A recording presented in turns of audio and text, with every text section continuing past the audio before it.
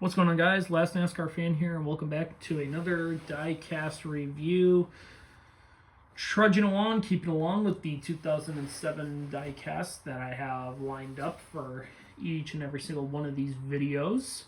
So, yeah, let's get on to the next car, shall we? And we're going to be looking at one of my favorite drivers.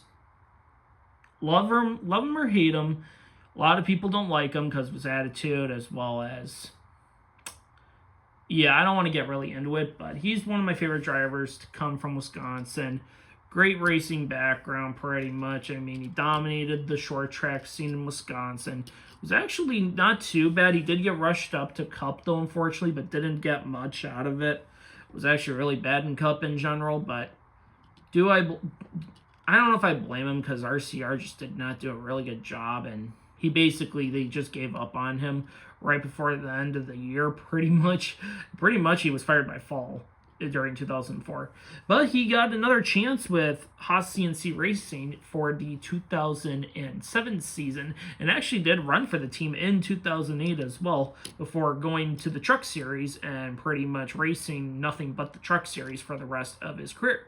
And today we're going to be looking at a very interesting custom. It is Johnny Sauter's 2007 Best Buy Chevrolet Monte Carlo for Haas CNC Racing. So, yeah, this actually exists, and decals still don't exist for this car to this very day. These decals were done by a former custom guy named Tom Slixx, and I purchased this from one of my buddy's collections because I'm a huge Johnny Sauter fan, and you'll see for the next few reviews, we're going to be looking at some Johnny Sauter stuff that I have from my collection. But this scheme ended up running the 2007 Auto Club 500, in which Johnny Sauter and Jeff Green basically swapped each other's sponsors. So Sauter ran the Best Buy car sponsorship, while Jeff Green ran the yellow transportation scheme. It was a really cool thing to see Haas CNC do that, because other Cup teams would do it later on in like NASCAR itself, where you would see people like you'd see, like, for example, like Interstate Batteries running on like freaking like the 11s, but that was usually like the Nationwide series. So it kind of forloaded the whole teams like switching around the sponsors, like having their drivers drive each other's sponsors for like some races in the year. But yeah, this car ended up qualifying 31st and finished 18th, one lap down. So not a bad day for Johnny Sauter, actually, because he came home 16th from the Daytona 500 the week prior. So he was already top 20 in points. So pretty good start for him. But then the rest of the season was kind of really hit or miss. And we'll get into that a little later once we review some more customs. But let's take a look at the car itself. It's pretty much similar to Jeff Green's Best Buy car itself. We have the blue and the yellow, especially for the Best Buy itself.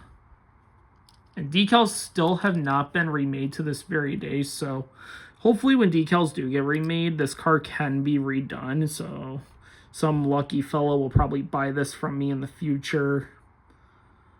I know I'm looking at you, Brian.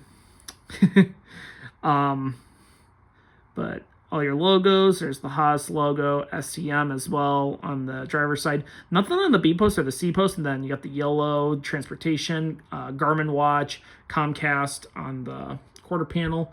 You got Comcast on the deck lid, and then Samsung on the TV panel along with Best Buy.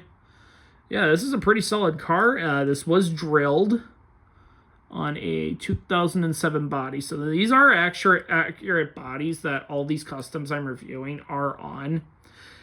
I'm very picky when it comes to customs being built on the wrong body, because it's not going to look good. So if you're ever building a custom and you build it on the wrong body just because you were like in a hurry, don't even do it, especially if you're selling them. and you're using the wrong body, just don't do it. It's not worth it. Because your build's going to look terrible overall. And hopefully in the future I can release that. I have a video I had in the works. I have a script actually. I need to finalize it. But it's basically a teaser I might show maybe later on this channel.